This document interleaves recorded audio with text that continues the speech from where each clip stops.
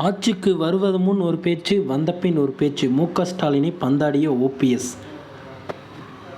முன்னாள் முதல்வர் ஓ. பன்னீர்செல்வம் அரசு மற்றும் கலை அறிவியல் கல்லூரிகளில் காலியாக உள்ள அரசு பணியிடங்களை நிரந்தரமாக நடவடிக்கை எடுக்காத திமுக அரசிற்கு கண்டனம் தெரிவித்துள்ளார்.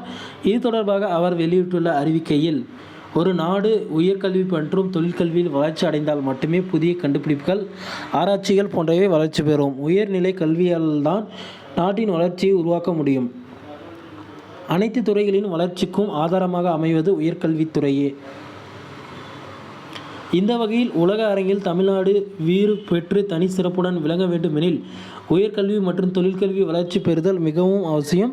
இந்த இரண்டும் வளர்ச்சி பெற வேண்டுமெனில் கல்லூரிகளில் தரமான கட்டமைப்பு வசதிகள் ஏற்படுத்தப்பட்டு நிரந்தரமான ஆசிரியர்கள் பணியமர்த்தப்பட வேண்டும். ஆனால் இதற்கு முற்றிலுமாக முரணமாக நிலை தமிழ்நாட்டில் நிலவுகிறது.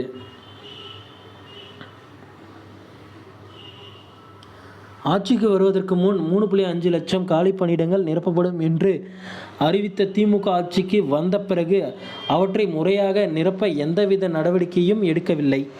இதன் காரணமாக பெரும்பாலான கல்லூரிகளில் ஆசிரியர் பணியிடங்கள் காலியாக உள்ளன. பெரும்பாலான கல்லூரிகளில் பொறுப்பு முதல்வர் தான் இருக்கிறார்கள்.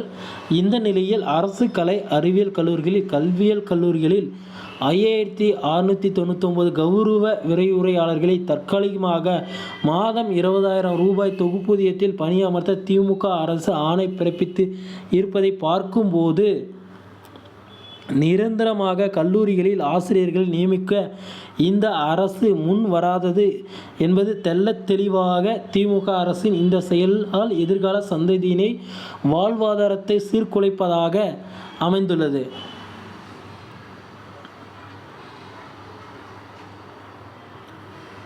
வேலையில்லா திண்டாட்டம் அதிகரித்து வருவதாக கூறும் மாண்புமிகு முதலமைச்சர், அரசு காலி பணியிடங்களை முறையாக நிரந்தர நிரப்ப நடவடிக்கை எடுக்காததுதான் சாத்தான் வேதம் ஓதுவது போல் அமைந்துள்ளது. மாதம் 20,000 ரூபாய் தொகுப்பூதியத்தில் கௌரவ விரிவுரையாளர்கள் அரசு கல்லூரிகளில் தற்காலிகமாக நியமிக்கப்படும் போது நிரந்தர ஆசிரியர்களின் ஊதியத்தை அவர்கள் ஒப்பிடும் வகையில் அவர்களுக்கு மன உளைச்சல் ஏற்படுவதோடு பயிற்றுவிக்கும் ஆர்வமும் குறையும் வாய்ப்புள்ளது. இதன் மூலம் மாணவ மாணவியரின் படிப்பும் பாதிக்கக்கூடும். பொதுவாகவே பள்ளிகளில் கல்லூரிகளுக்கு தொகுப்பூதியத்தின் அடிப்படையில் ஆசிரியர்கள் நியமிக்கப்படுவது என்பது உயர்கல்வியை பாதிக்கும் செயலாகும். மேலும் முனைவர் பட்டம், முதுநிலை பட்டம் பெற்றவர்கள் எல்லாம் வெறும் 20,000 ரூபாய் தொகுப்பூதியத்தில் நியமிப்பது என்பது ஆசிரியர் தொழிலேயே அவமதிப்பதாகும். ஒருவேளை தற்காலிக அடிப்படையில் நியமிக்கப்பட்டாலும் ஒரு சில ஆண்டுகள் கழித்து அவர்களை நிரந்தரமாக்குவதற்கான வழிமுறைகளையாவது அரசு வகுக்க வேண்டும். அப்பொழுதுதான் கௌரவ விரிவுரையாளர்களும் ஆர்வமாக பணியாற்றுவார்கள்.